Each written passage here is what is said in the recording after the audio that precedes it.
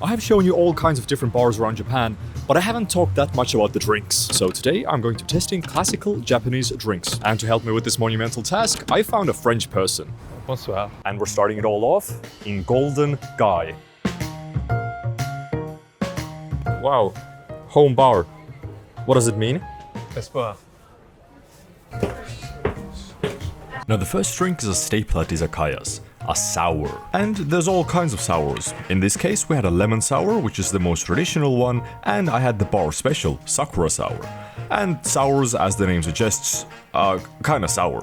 They range from being crazy sour, as like you're eating a warhead, to being just mildly sour, like the ones here, which are pretty good. They've achieved their iconic status because they pair well with a variety of foods, especially the salty, grilled or fried dishes, usually found in izakayas. I would say, in terms of sours, it's pretty good. It was like a 9 out of 10 out of sours. Out of all cocktails, it's like a solid 8 out of 10. It's not the most tasteful, it's just very basic, very good, kind of like gin and tonic, you know, it's classical. What sour did you have? J'ai eu le classique de Golden Guy. How was it? C'était très acide. How many out of 10? 7. No.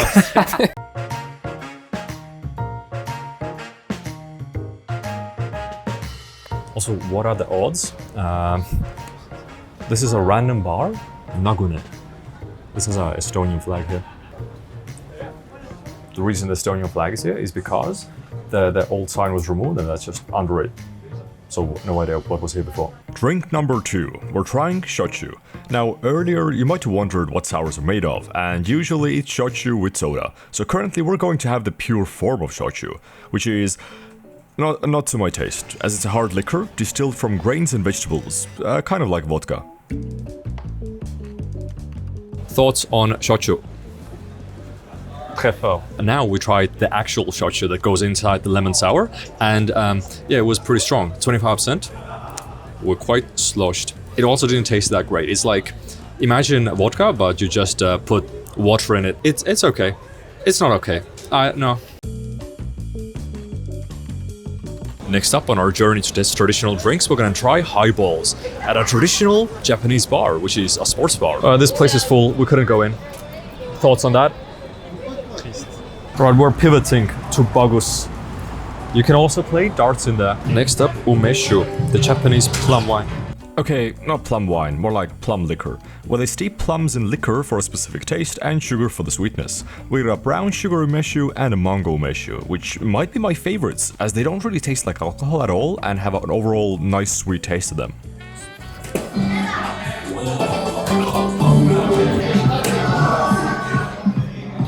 And I can't state enough how much I like Japanese sports bars. I don't even like darts, but they have the wackiest party games here that roll around darts that makes it fun for even non-players. Like, this is just throwing darts to take down a wall. No weird scoring thing in place, just shoot the dart like you're shooting a cannonball. I would say, personal favorite, 9.5 out of 10. C'était très cool jeu de darts.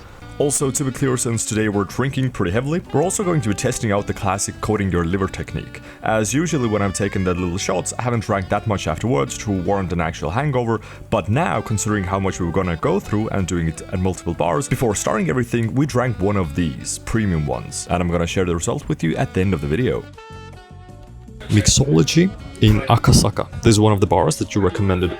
So, first up, we start with the prologue. Mixology is a history English word that is combination of the words mix and ology in the beginning of the night. Okay, so this place doesn't have any traditional drinks, but it has some very intense ones like pear and wasabi and elderflower, or Beats Espresso. Beats by Dr. Dre. What the fuck? But the most popular one is Gastro Chocolate Martini. There's no other like actually average drinks here. So I'm just gonna go with that because they said this is the one that everybody gets and it's extra sweet. I like sweet shit. How are we finding Japan this far? J'ai un otage ici et je vais rentrer chez moi. Wow.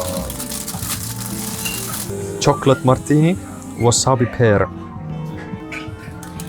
Holy fuck. This tastes like normal cocoa beans. They're like very chocolatey, but also like when you put logs into the sauna, it has the same CO2 like flavor or smell.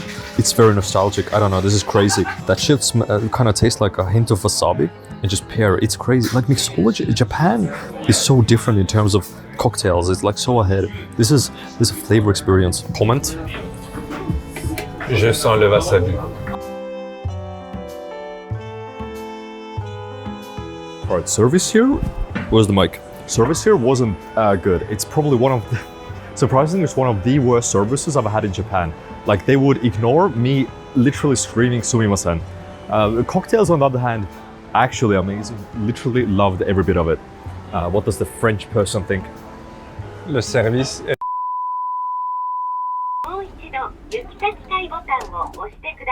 Next up, we're going to the 5th floor to get some yakiniku and hopefully highballs. Des bowls hautes. Jim Beam, Santori. Goddamn, this is garbage.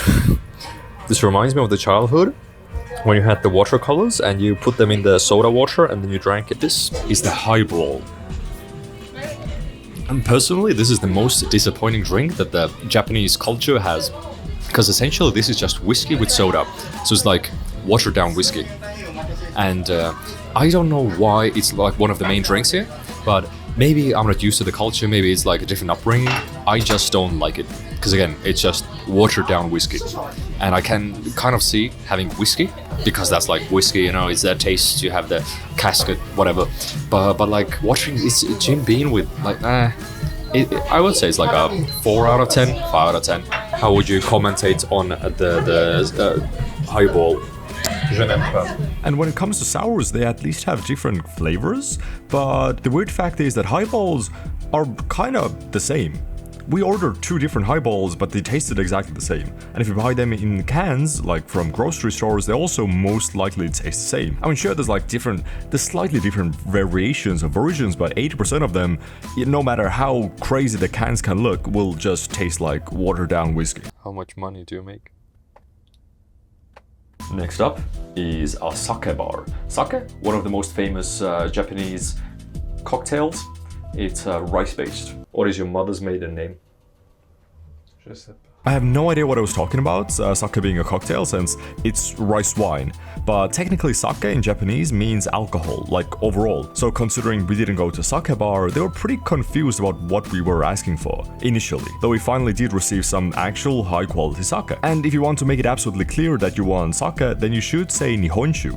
But that runs the risk of them thinking that you know Japanese, and they will give you a lengthy introduction to everything, just so a minute later when they're finished talking, you have to stare at them awkwardly and say, "You didn't understand anything, could you repeat in English please?" Alright, comments? Is this your first sake? No. Is this your best sake? Oui. How much are we paying for this? Beaucoup. This really was a fancy bar. We just came in for the sake, but we got a free introductory soup, some yuzu dressing covered salad thingy, and it finished off with a surprisingly good shiitake mushroom tea. One thing to note though, when we were looking at the bar, they had tons of repeating whiskey bottles at the top, and that's because those are for returning customers. So in a lot of bars, if you'd like, you could buy a bottle just for yourself. They write your name on it and store it at the back of the shelf or something. And anytime you come back, you can drink from your own bottle. Just like a one-time investment into your alcoholism. We had like a small sake and it was $5,000 for 2 people though, which is kind of okay because it was again like a 3-course meal. First up we had like the soup, then we had like the salad that had octopus, cheese, something, and then we finished with a tea. But it was a different tea, it tasted like soup again. Thoughts on Ginza? C'est très cher. How was your night this far? Boucheté. We left the most boring things for the very final things, which is beer. Who can do Japan without beer? Well, I'm not a big fan of beer, and something like Asahi tastes like literally any other beer to me. They do have something special here. So the only beer I can drink of, which I didn't know existed, but it's a Japanese classic. This is tomato juice with beer. And I guess it's called in public house sen, RCHP, Red Hot Chili Peppers. In actuality, the name of this is Red Eye Cocktail. Don't know why it's called cocktail. I guess you're mixing beer with tomato juice, whatever, you're trying to be fancy. But this is traditional Japanese cocktail, I guess. It's pretty good, I like it. Who would have guessed savory stuff goes together well with beer?